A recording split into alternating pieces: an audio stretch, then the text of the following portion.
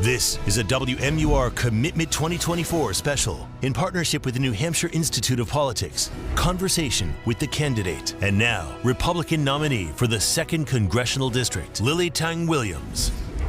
Hello and welcome to our Conversation with the Candidate series. I'm Adam Sexton, and our guest today is the Republican candidate in the 2nd Congressional District, Tang Williams. We'll be getting to know her and where she stands on key issues. At the start of our show, I'll be asking the candidate some questions, and then after a break, we'll get to our studio audience who will ask their questions in a town hall format. But before we begin with that, let's take a quick look at the candidate's biography. Tang Williams grew up in Maoist China. After graduating law school in Shanghai, she taught in her home country before coming to the U.S. to study in Texas. She worked as a medical social worker and then did corporate work in Hong Kong and the U.S. She now runs her own company as a consultant on business and legal issues related to China. Married with 3 children, Tang Williams lives in Ware. Tang Williams, thanks for joining us on Conversation with the Candidate. Well, good to be back with you, Adam. We're going to start with a few questions here on set, and we're coming up on the 1-year anniversary of the October 7th attacks by Hamas against Israel. Israel's response, of course, is ongoing and is now spread to involve other countries. There's been a lot of criticism, too, though, of how they've handled this crisis, particularly from a humanitarian perspective. So, do you believe Congress should condition future aid to Israel based on its humanitarian record in Gaza?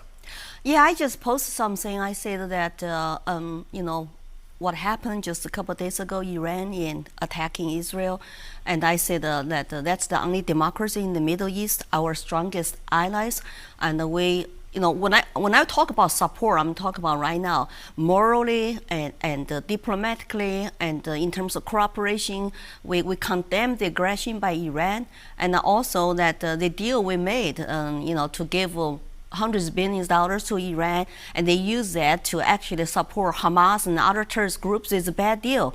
And so October 7th is coming up, 1-year anniversary, and there's a memorial in Concord, and I always stand with Israel.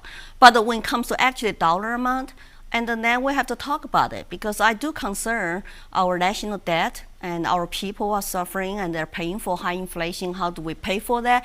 That's a separate issue, separate bills we need to talk about. But emotionally, morally, and diplomatically in the world, we need to stand with Israel. So no humanitarian conditions on the aid to Israel then?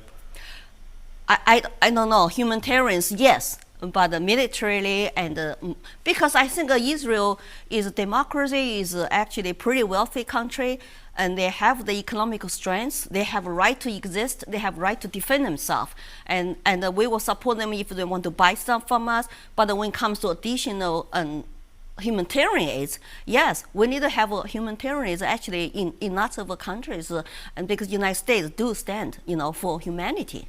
On abortion, Democrats are framing this as an issue of trust. They say Republicans can't just go from being pro-life for all of these years to saying, well, this is now just an issue for the states.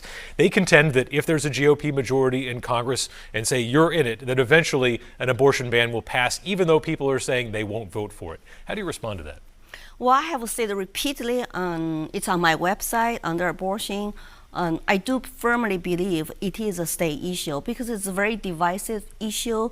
Both sides feel passionate about it, and I have been supporting that, of course, culture of life. I want to make adoption more available. I want to promote both lives who need help and who are going through crisis for women. But it just fundamentally, let the people in our state to decide. I never said I will vote at the federal level either for, against, or between, but my opponent is lying about me on this issue. I don't know why, because she kind of just use the DNC talking points and think all Republicans, including Trump, is going to do that. No, Trump said it's state issue. I said it's state issue, and I want to let the people of New Hampshire to decide. And because I stand and want to empower women, make well-informed decisions, and not use government to ban abortion in the early months. I have been actually criticized by lots of conservatives, but I say it's the best way to persuade women, help women, empower women to make well-informed decisions and have a compassion for both lives are involved on this issue. One last question before we hit the town hall. When you ran for U.S. Senate in Colorado as a Libertarian in 2016, you favored the legalization of cannabis. If you go to Congress from New Hampshire as a Republican, would you vote to legalize cannabis on the federal level? Well, it depends on the bill. Lots of details are in the bill. Sometimes it sounds good, but when you actually read it, they always say, hey, devils are in the details.